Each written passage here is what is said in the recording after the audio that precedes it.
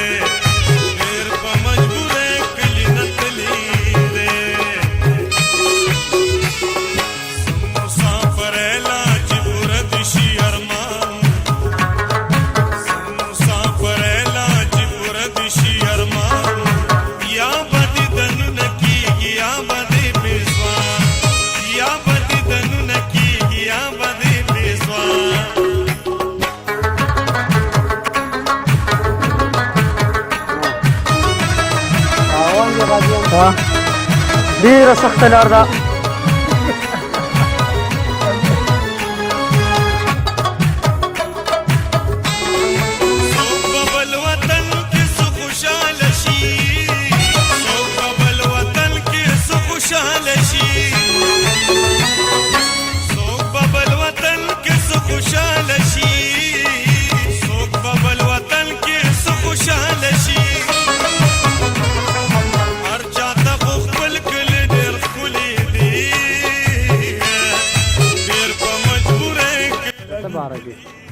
دا اوس موږ